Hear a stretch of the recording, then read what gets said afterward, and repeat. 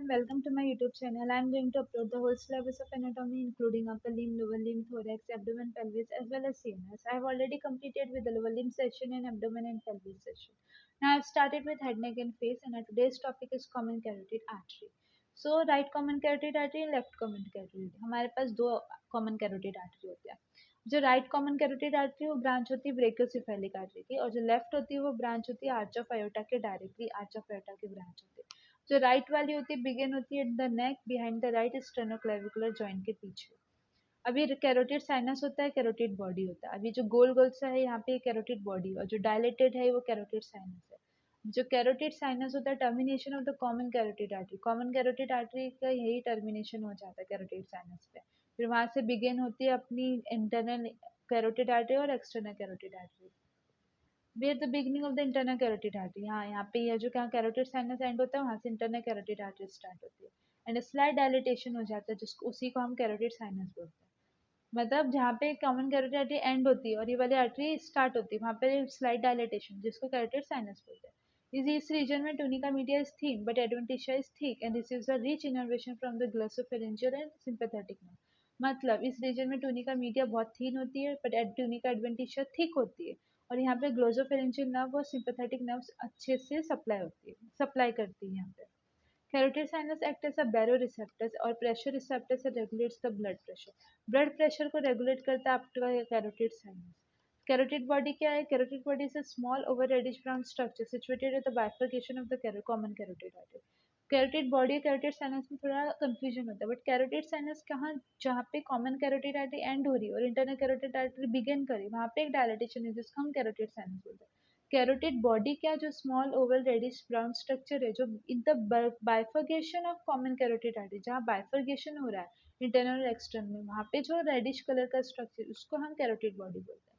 ये भी अच्छा नर्व सप्लाई आता है इसको ग्लोसोफेरेंजियल नर्व से और सिर्फ वेगस नर्व से भी. यहाँ पे सिर्फ ग्लोसोफेरेंजियल सिंपैथेटिक नर्व है यहाँ पे वेगस नर्व से भी इसको नर्व सप्लाई आता है. ये एक्ट करता है कीमो रिसेप्टर रिस्पॉन्ड देता है to the changes of oxygen CO2 and pH content of the blood. अब इसका clinical anatomy. Carotid sinus is richly supplied by nerves. In some person sinus will be hyper sensitive. बहुत ज़्यादा sensitive होता है ये साइनस. It such person sudden rotation of the head may cause the slowing of the heart rate.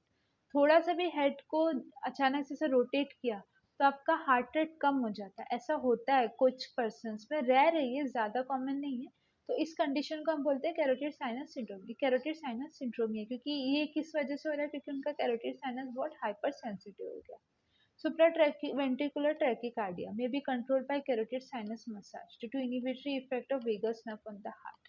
ये heart के पास अपना vagus nerve है. सुप्रा वेंट्रिकुलर ट्रैकिकार्डिया मतलब क्या? जो आपका वेंट्रिकल है वो बहुत ज़्यादा पंप कर रहा है जिसकी वजह से आपका हार्ट रेट बहुत ज़्यादा ही बढ़ रहा है, ट्रैकिकार्डिया हो रहा है. अभी आपको पता है कि कैरोटिड साइनस के इधर वेगस नर्व है. अभी हमने देखा वेगस नर्व इधर सप्लाई करते तो कैरोटिड साइनस का मसाज करके हम वेगस नर्व के इफेक्ट को इनिबिट कर सकते हैं जिसकी वजह से आपका हार्ट रेट है वो ट्रैकिकार्डिया वो कम हो सकता है, हार्ट बीट्स कम हो सकती है. तो ये ऐसे ये कंट्रोल करता है आपके कैरोटिड साइनस का मसाज कंट्रोल करता है सुप्रावेंट्रिकुलर ट्रैकिकार्डिया को. So this was all about the common carotid artery. The short topic आपको internal carotid artery external carotid artery ये भी शॉर्ट नोट के लिए आता है. उन दोनों को पढ़ने से पहले कॉमन कैरोटिड आर्टरी क्या होती है कहाँ से आती है वो पढ़ना बहुत ज़रूरी है. तो बहुत लोगों को कन्फ्यूजन होता है कैरोटिड बॉडी क्या है, कैरोटिड साइनस क्या है. तो आपको पहले पता होना चाहिए कि कॉमन कैरोटिड आर्टरी भी एक नहीं है, दो है, राइट भी है लेफ्ट भी है. लोगों को लगता है बस एक ही कॉमन कैरोटिड आर्टरी है और वहीं से स्टार्ट. कॉमन कैरोटिड आर्टरी में राइट कॉमन भी है, लेफ्ट कॉमन कैरोटिड भी है. तो ये पहले पता होना चाहिए. उसके बाद अगर आप इंटरनल कैरोटिड आर्टरी पढ़ेंगे एक्सटर्नल कैरोटिड आर्टरी पढ़ेंगे तो अच्छे से समझ आएगी.